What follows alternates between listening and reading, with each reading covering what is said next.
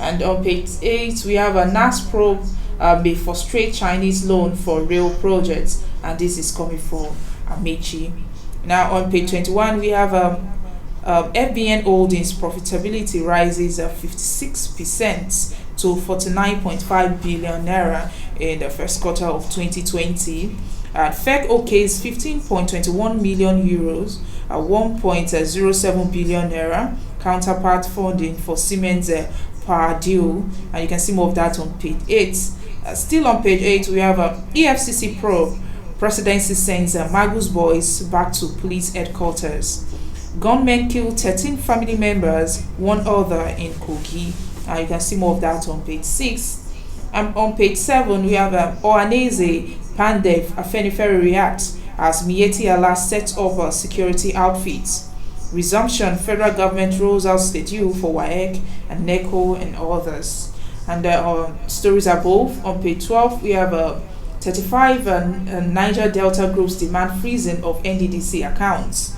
Ndume blasts the federal government over amnesty for Boko Haram fighters. And lastly, on the front page of Vanguard, don't turn Edo into war zone.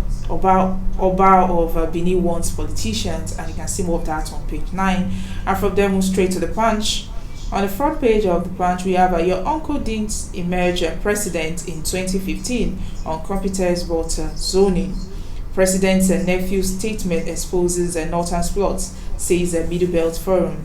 Zoning not in the constitution, it's party's affairs, and this is coming from Arewa Consultative Forum. And moving on to other stories, on page 13, we have four robbers, policeman killed in Oyo community bank robbery. Man rapes 20-year-old girl with Down syndrome in Ogun. Current security system not working, NLC tells federal government. And lastly, on the front page of the Punch, we have Boko Haram opens fire on Borno's governor's convoy. And that's all we have on the paper review for this morning. I will be going on a short break now. When we return, we'll be analyzing some of these stories on the front pages. And I have two guests with me, one in the studio and the other one will be joining me via Zoom. Stay with us, we'll be back.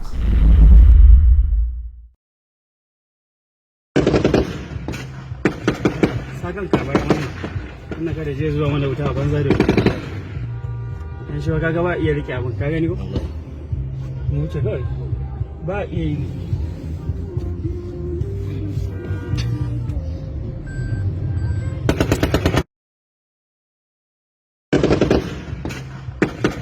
sakan kabar mana ina kada je zuwa mana wuta banza da in shi kaga ba iya rike abun ka gani ko mu ce kai ba iya yi.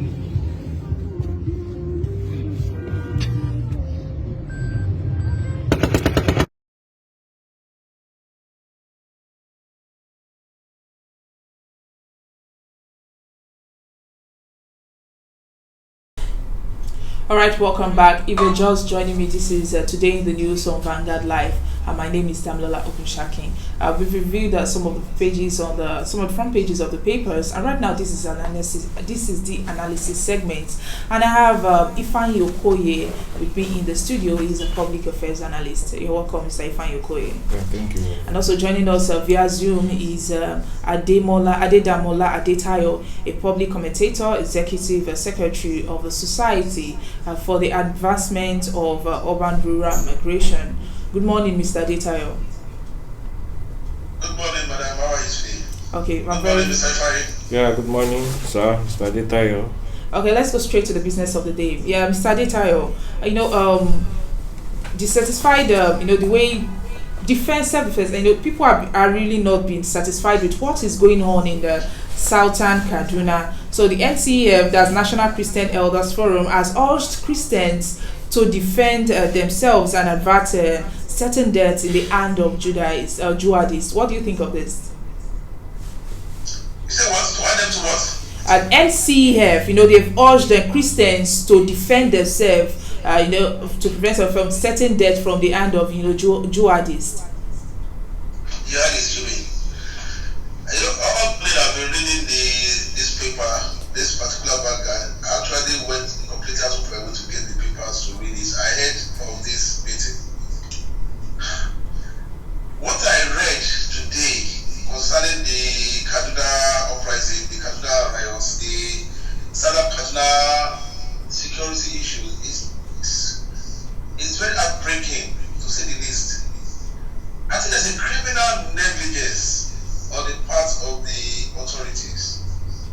the matter. This is not far beyond you defending yourself, unless we are calling for complete anarchy. That will result into anarchy. When people start thinking of the idea of defending themselves, self-defense, which is legitimate, by the way, you have a legitimate right to defend yourself against any aggression where there is no protection from the government. But as it is, I'm considering the history of that southern Kaduna from far back, since the time of the Boko Haram uprising. I remember that incident of General Reports and reports also. You can't now encourage people to start bearing arms against one another. I don't think it's the right call.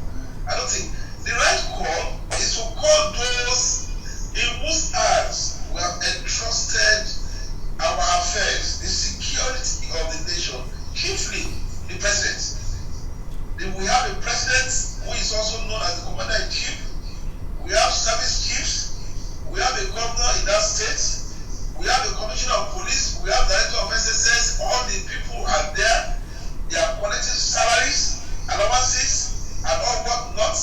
And right under their nose, especially the service chiefs, right under their nose, Nigerian citizens are getting killed.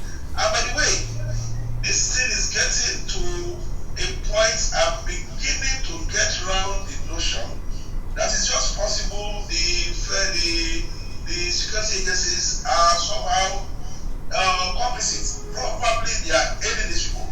Because I still cannot understand, take for example what I read, that a particular incident happened in that southern Kaduna, a distance of 2 kilometers from Kafanchan, the center of Kafanchan, as I read it in your papers. Then the following day, these people came back and performed the same operation of killing people. Why? Whereas, if the first one was not enough, the fact that it is just 2 kilometers away from Kafanchan where you have military formation and installation, and the military is not, if they were not proactive in the beginning, now at least they're reactive to know that these people should be guarded. Now the same people came back again to do it. And you know it's not the first time. It happened the other day in Jos, I think, somewhere in Jos, to say, when the X-Men, the so-called X-Men, these people descended from the hills on the village where they killed, at that time, scores or hundreds of people. You kill those people and they were still crying. Even as they were crying, the following day or so, you are back again and killed further in the same village. And we have a military, and we have security organizations, and we have a president. No, this is totally condemnable. I condemn all the people in charge of our security. I condemn them more than I condemn the criminals themselves. Because the fact that they are both criminals. If people are doing these things, and your duty is to stop them from doing it, and you're not able to stop them, and you still stay there. Call yourself commander-in-chief, call yourself chief of army, call yourself whatever you call yourself, and you are there for the necessary, you are yourself a criminal as a person. It's not right. It's part of lives. How could you have that? It's wrong. It's wicked. In any case, I'm suspecting that this thing is taking the form of ethnic cleansing. It's just possible that some people are masterfully eliminating the indigenous people of Southern Kaduna in the name of farmers' ethnic clash. But Mr. Detail, according to reports, most of the people residing in southern Kaduna, they are Christians. So does this mean that security agencies, cannot protect Christians from those custody killings? I have gone past the idea of Christian Muslims in that story. I am beginning to see an attempt at ethnic cleansing. It's a genocide, right? This is not Muslim. It's just a coincidence that, as a matter of fact, these guys, I suspect that all the people are not totally Christian. Are they? Can they be? There are the Muslims among them. Who can find out if there's no service for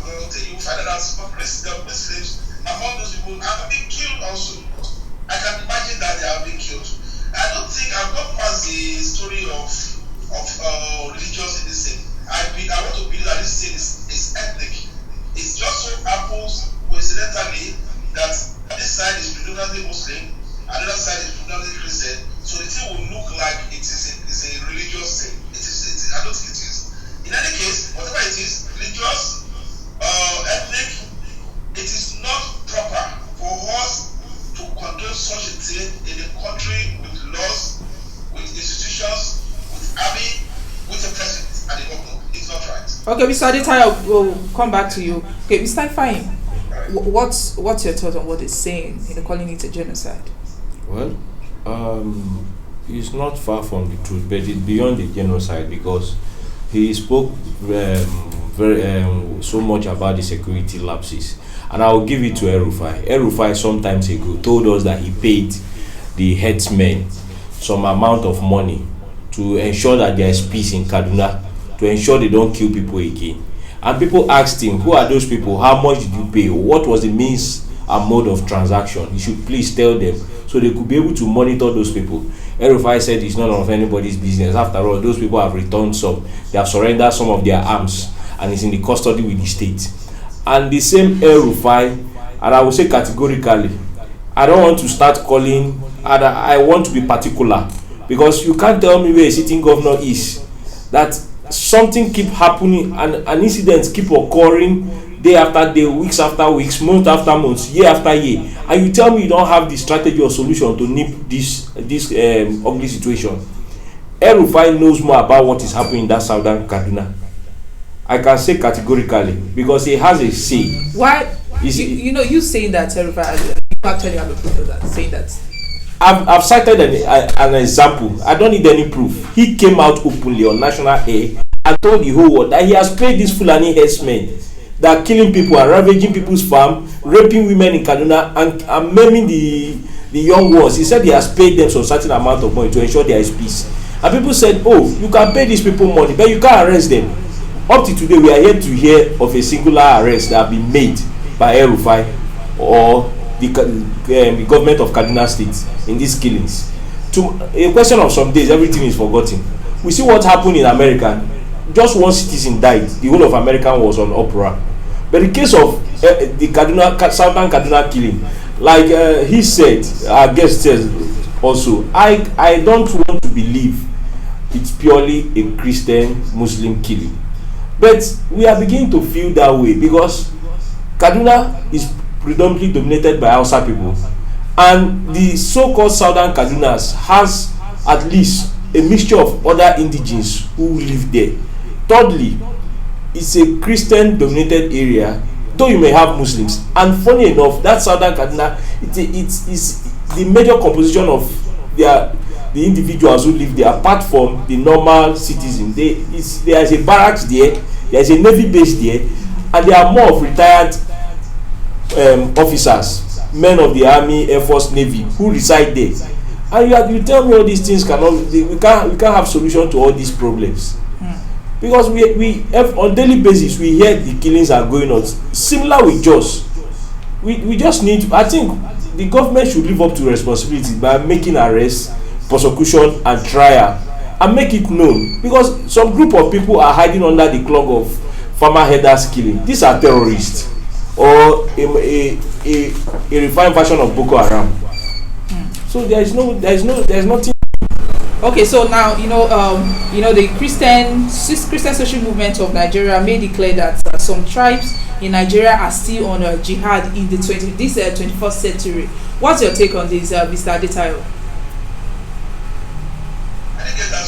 Okay, so Christian social movement of Nigeria may declare that some tribes are still on jihad in Nigeria in this 21st century. What do you think of this? Jihad. We are talking about jihad in Nigeria in this.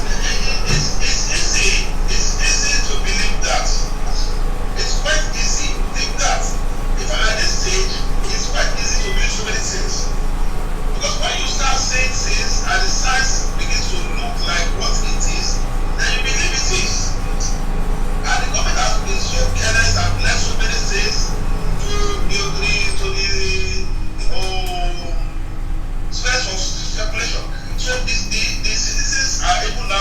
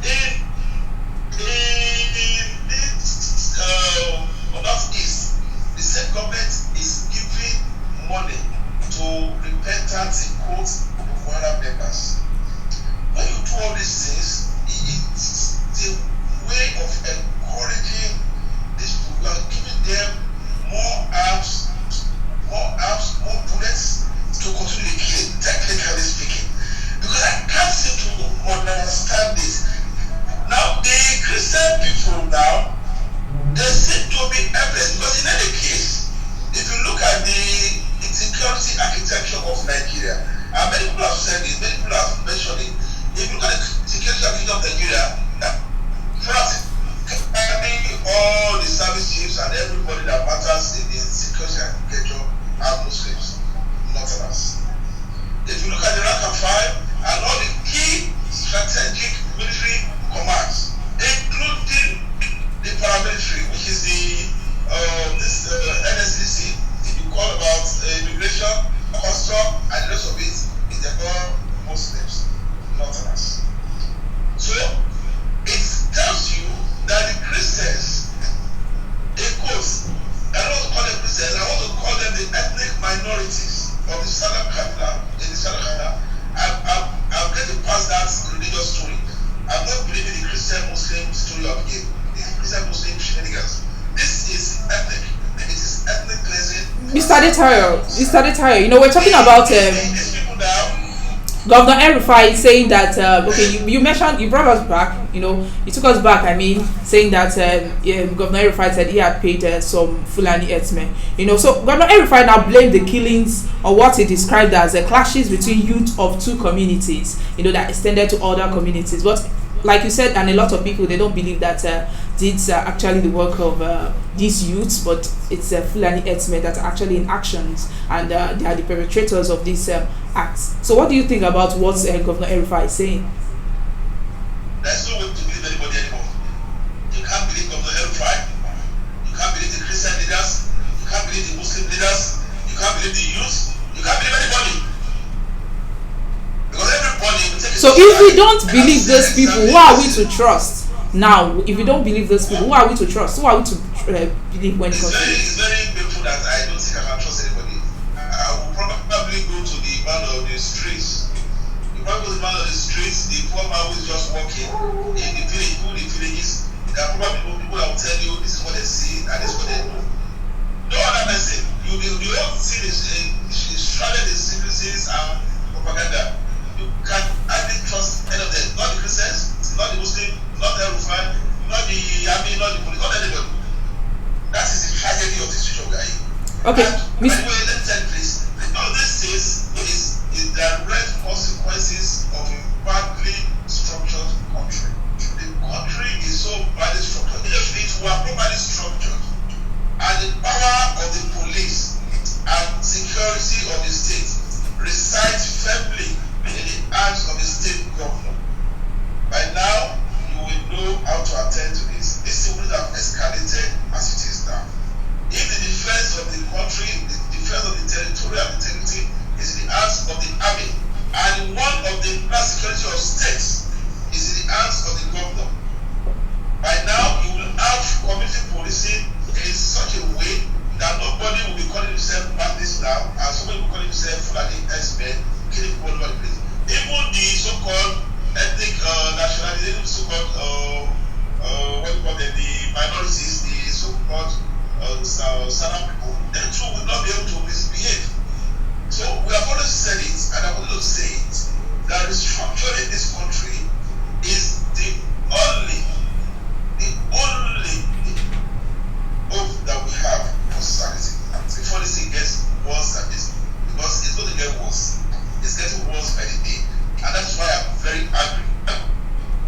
Okay, Mr. Adetayo, I will be back to you now. Mr. Ifeanyi, you know, so CEF passed a resolution to revive the Christian fraud trust fund, I mean, you know, to pursue a deliberate non-violent plan of building Christians structures to promote peace and also to protect Christians. What do you think of this? You know, NCF. Yes, NCF. What's NCF? That's NCF is I think it's a Christian forum. That's National Christian Elders Forum. Okay, in the north. Not just in the north. It's a National Christian Elders Forum. So I think it's you know, so they are saying that they want to they've passed a resolution, you know, to bring back the Christian funds. What do you Christian Trust Fund? Well, that's another. It's a very difficult, controversial approach. When you talk about Christian comprises both. It's very wide range, both the Pentecostalism, the white garment, the Anglican, the Orthodox, the Catholic, even the so-called Adventists. They are all Christian. But the question we'll have to ask ourselves: is there unity of purpose as Christians?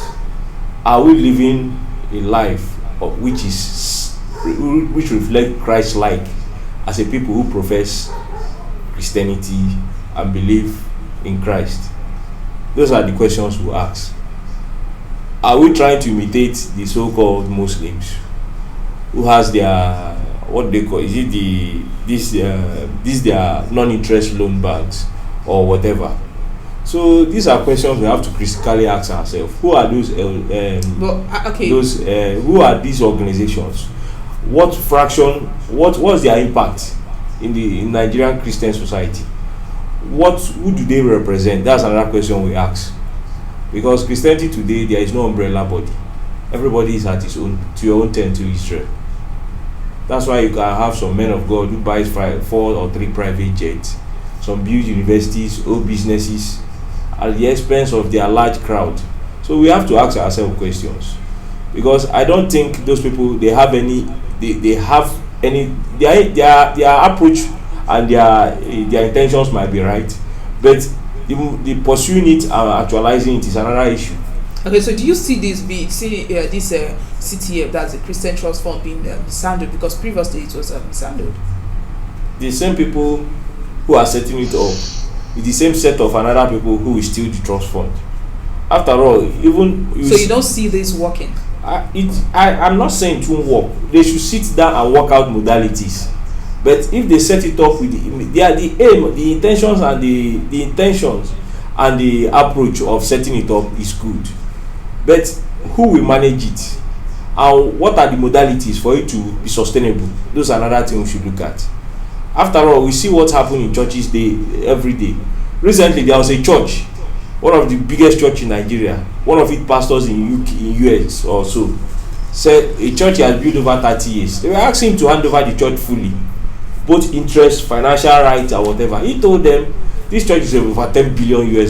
If I hand over this church, the equity and the benefits, you will be also ready to take the liability, which is $4 billion. And the church said no. He said, for this reason, I put in 30 years here. He had to change the name of the church. And so, is there unity of purpose? Okay, thank you. Let's go on a short break now. When we return, we'll continue from where we stopped.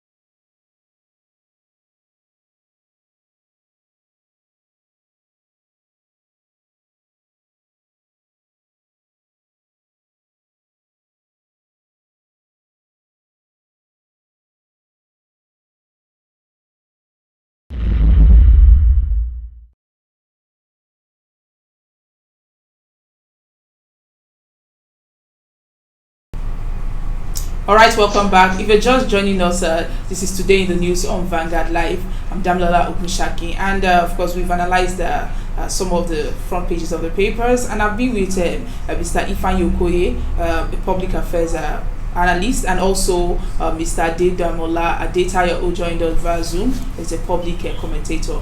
We are back. Welcome back, Mr. Adedamola, and also Mr. Ifeanyi. Thank you. Okay, so Mr. Adetayo, before we went on break, we were talking about a repentant Boko Haram. So, Senator Undume alleged that most of the repented Boko Haram members recently reintegrated back into the community, has gone back to their old ways. What's your take on this? They go back to where? The repentant Boko Haram members, that some of them who have been reintegrated back into the community, that they've gone back to their old ways. What's your take on this?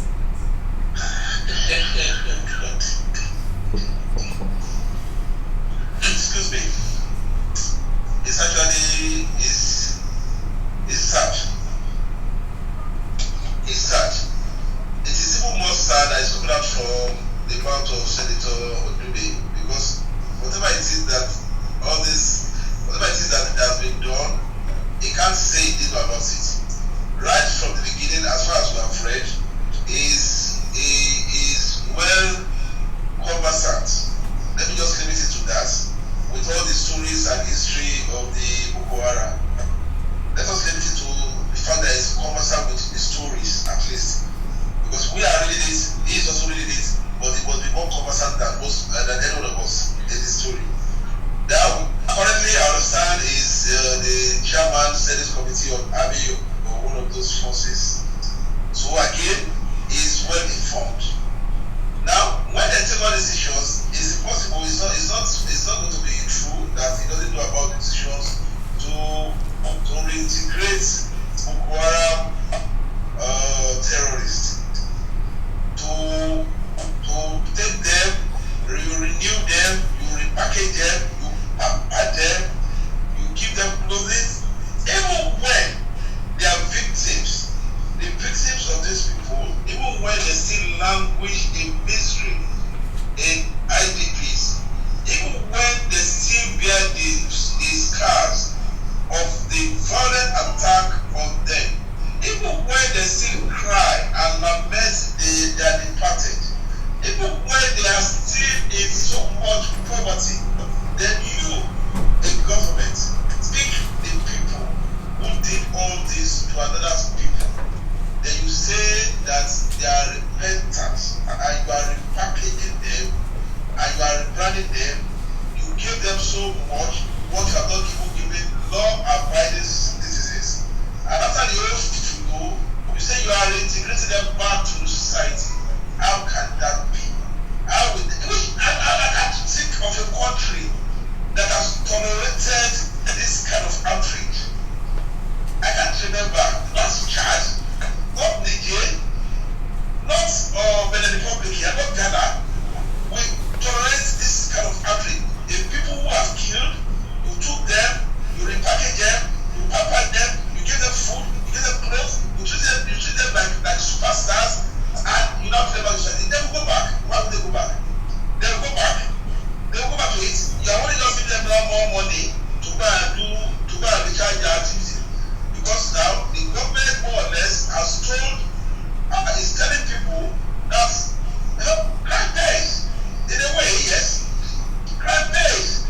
A man who has killed can become repentant and he can become pampered. Then he who has not killed is there languishing. He who has been honest is there suffering. People who are here, people who are honest Nigerians who are living well, who are doing everything within the laws, are suffering.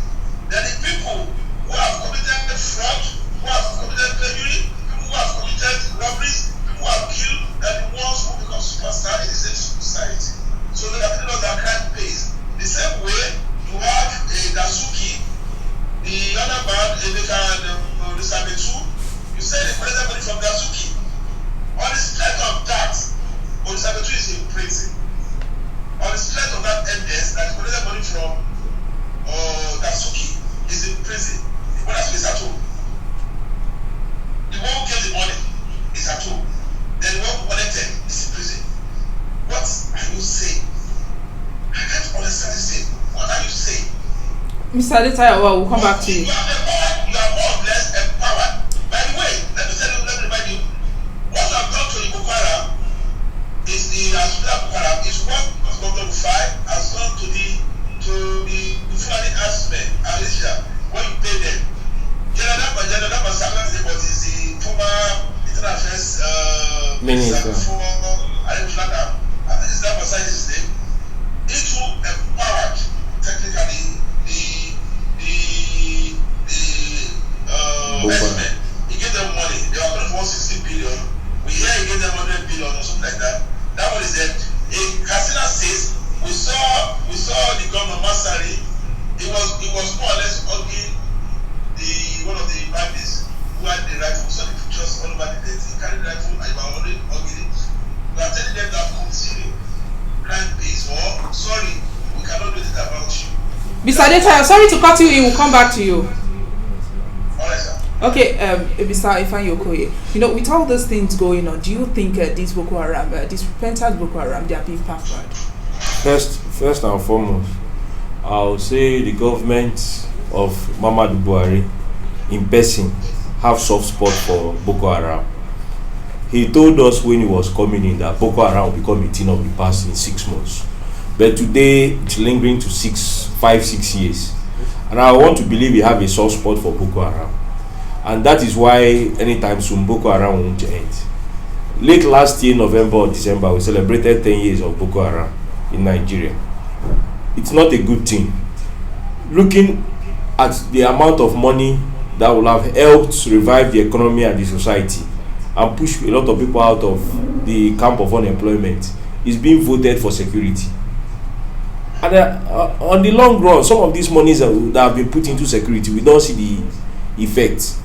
The same money is being looted by the so-called Dume and his camp at the chairman house committee on army and some other senators and also the army generals. We can see the lack of motivation that they give these people at the field, the rank and file soldiers. And you want to tell me that somebody, an average Nigerian, a young Nigerian, we have the zeal to join the Nigerian military, quote unquote, the army, the soldier, or the air force. At the end of the day, his life is lost. We could see recently a young captain who wedded few months ago just lost his life in Boko Haram.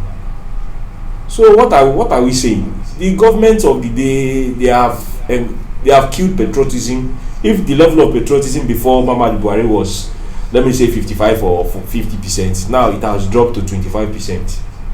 Because the killings every day, the Boko Haram have been emboldened, they have been so much empowered.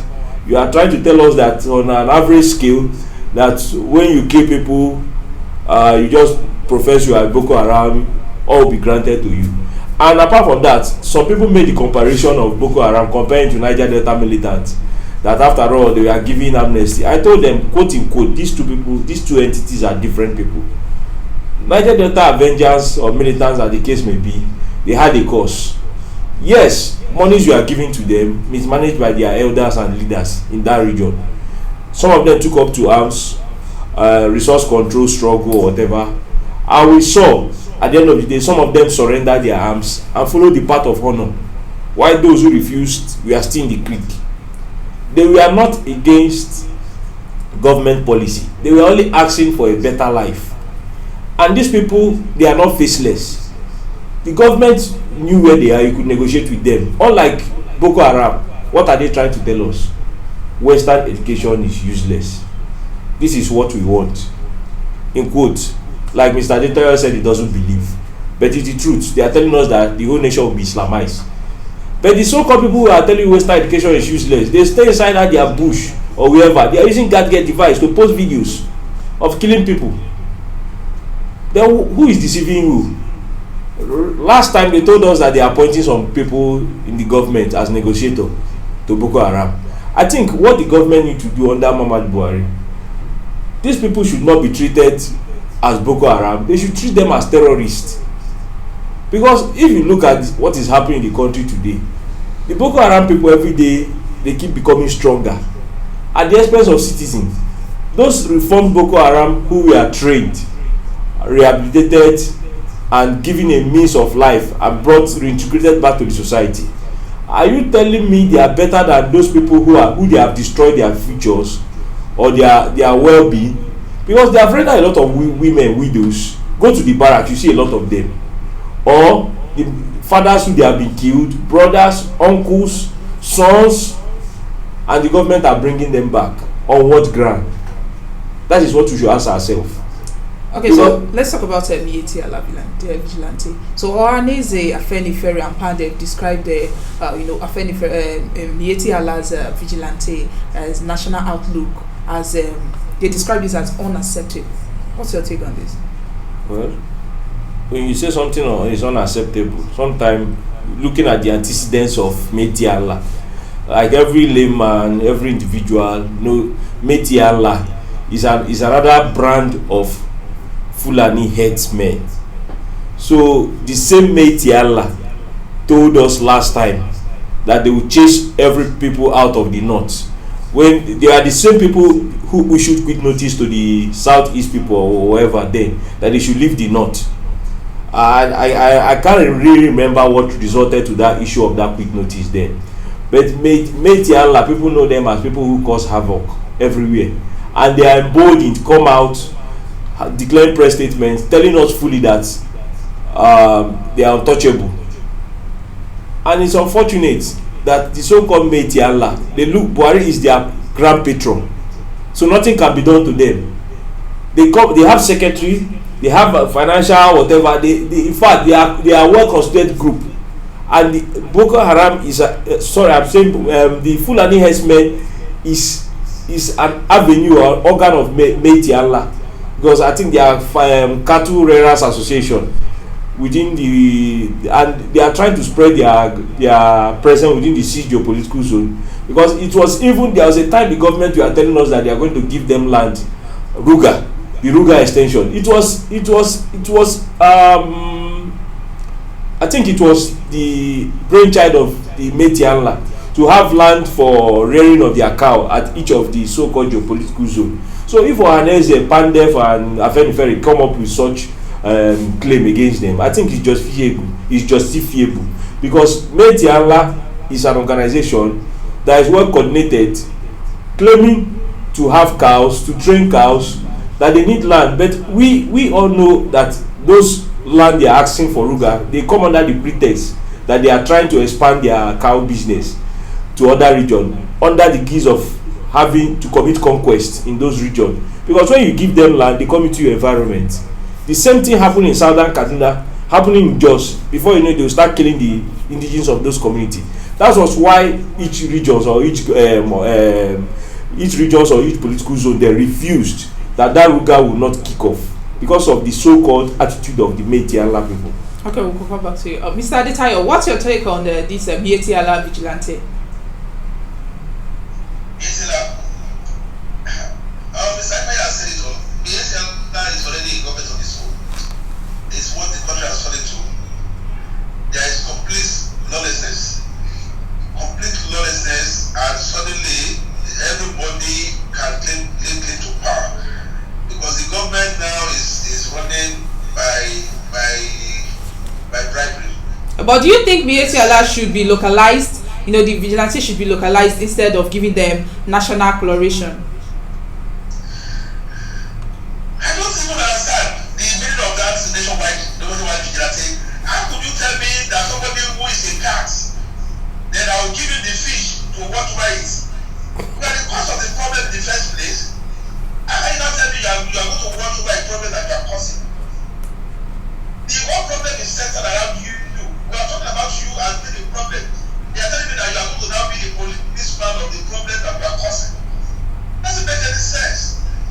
I don't see anything that gives the Metiala people land officially or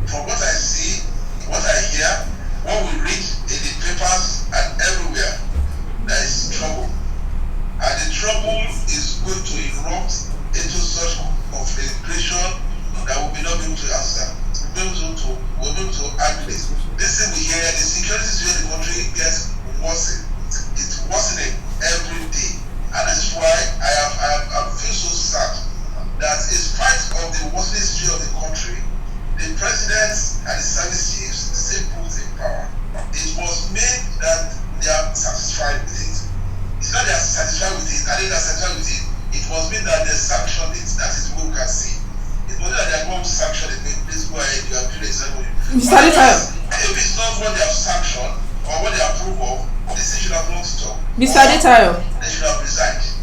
when when Amotekun was first brought up, Abubakar Salami called it illegal, and now according to Yika Odumake, he said Malami said governors could not do Amotekun in the territories where they were elected to govern. So why do you think Emieti Allah is being allowed to set up vigilante all over Nigeria? That's what I'm saying. The Amotekun in the first place is a direct response to the threats caused by insecurity. And the Amotekun people, as you have said, everybody has a right to at least self-defense. If you cannot defend me, if you cannot safeguard my property and my life, for goodness sake, I have the right to defend myself. I have the right to call a security man to guard my house. You cannot deny me that right. So if the Yorubas, the people of the Southwest, see that they are endangered and the security situation is getting out of hand, where people are being kidnapped every other day, I think that would have submitted. If you go to Shaki, Alabala, all those Alabata, you go to all those forests, you hear stories of farmers, experts clashes. It's because it is not as rampant or as grave as those of the North Central. That's why this thing don't get reported. But very often you hear of these stories that a Fulani husband will fight farmers, they will kill themselves. I even heard one just last week, somewhere in this here, where I've heard that farmer and husband were fighting, they kill one, kill the other. You understand? So therefore, the people, the Jaws can have a vigilante for their ecoland. The Igbos can have a vigilante for their ecoland. Why not? The Calabar people, the people can have a vigilante for their ecoland. Why not? How can you not tell me that the Fulani man, who is an headman, the S-man, will have a vigilante from all over the country? How? For what reason? Let him get his capsules. Finish. If he has capsules, let him get his capsules. Let's send to capsule and get it. You don't call it a vigilante, national vigilante, where the Fulani or the Bietiala will now go roundabout officially now in the Ruga side to encamp the whole country roundabout, which is what they are doing, which is where the old thing is going. Because before you know it, if the Ruga is not coming legally, it is going to come out from the roundabout. It's already coming out. The Bietiala people have tons of money, with which I hear they are now buying hectares upon hectares upon hectares of farmland all over the place. I hear these things. And if somebody has bought your land, he has bought it. So now, if you cannot get Ruga by government gazette, you are going to get Ruga by legislative by purchase of land one-on-one. Okay. So if the Yesera man buys 100 acres of land or 200 acres of land, he has bought it. It's not legitimate. It's legitimate. He has his Ruga. Okay, Mr. Adetayo. Okay, Mr. Adetayo. We're back. And Mr. Ifeanyi, talking that, let's just away from that, let's talk about the rotation and zoning. So, AFENIFERE or ANESE and, Media Better Forum, they said if assessed based on Mama Daura's talk, call for competence, that President Muhammadu Buhari was incompetent, given the way, he has been handling the country's affairs. What's your take on this? This is not the first time we are hearing such statement coming from Northerner like Mama Daura, saying that the presidency will not be on zoning, but the most competent person. After all, the late Issa Funtua of blessed memory made such comments on a national TV, where he said clearly that Nigeria is not a turn by turn. Nigeria is not turn by turn PLC. That the most competent people who have participated actively in the party. But looking at it, Buhari was an incompetent fellow who was packaged and sold to Nigerians, because as at that period, Nigerians needed change, and most people were Hunduik, feeling that he was the change, and they accepted it, not knowing they were buying an expired product. And today, the effect of that expired product is being visible everywhere within the nooks and crannies of Nigeria as a nation. So Mama Daura is only speaking based on the perks and patronage he has gotten from the corridors of power, and he's not willing to let go. So he's entitled to his own opinion, but I believe that beyond that we still have a lot of work to do, because Nigeria, if you go back to section 14 of the 1999 constitution that talks about federal character, every region, organ or tribe, or as it's stated clearly, ought to be represented at the aims of affairs of the government in each office or each position. But today we don't have such thing. Nepotism has taken over. I think you're familiar with the constitution now. So is there anything like zoning or rotation? There's no zoning in the constitution, but that's why I quoted section 14. Section 14 talks about federal character, that whereby each region or component of the country is not being represented, that there is a problem, there is a lacuna in the appointment. So that is why most time when you see appointment, people always ask, where is the Yoruba man, where is the Igbo man, where is the South man? So because we know we are a composition of different region, tribe and ethnicity, so every organ or component of the nation should be carried along in the leadership of the country. But looking at the past 5 years of Buhari, I would say nepotism has taken over, because there is no federal character is not visible in some of his key appointments, especially when you talk about the security chiefs. The whole security chief, if not all, majority or 90%, 95% are northern Fulani Muslims. Where is the Yoruba man? Where is the Igbo man? And where is the South man and the Christians? So that is the problem. So when Mama Daura makes such claim that the most competent person, we have seen how Buhari has been competently running the country, that he has been collecting loans, that he has at least, that even the citizens now, people are being taxed to their nose. Everybody is paying for what to survive in Nigeria now under Buhari. There is no tax holiday for businesses. So how do you tell me that is a competent person? I'm sorry to continue, but we're out of time. Mr. Adetayo, lastly, let me just quickly ask you this. Due to this rotation and zoning, this is actually a political arrangement. Do you see this as a right way by political parties to win elections? The rotation, it's an abnormality, really. It's just still in answer to the reality of our country. Ordinarily, rotating position, federal character, those are all absurd things. It should have been strictly merits. But because of the peculiar nature of the country, especially from the foundation, the very fundamental foundation of this country, that is why everybody is calling for rotation and federal character and everything. In as much as they do rotation to answer for the fears of the people, well, it might be okay for now, but it's not what we really need. What we need is merit. What it should be is merit. But you can't get that merit under the current structures that runs this country. You can hardly find it. That's the way of getting it. You can't get that merit. So in as much as I don't get that merit, the Igbo man will say it's my turn. The Igbo man will say no, it's my turn too. And the Yoruba man will say it's my turn. So the Yoruba man can just say it's my turn and bring one foreign person from one village and just put it there. There's Yoruba to be there. Just another Buhari now. Buhari is there now. Sorry to cut you in, Mr. Adetayo. Thank you very much.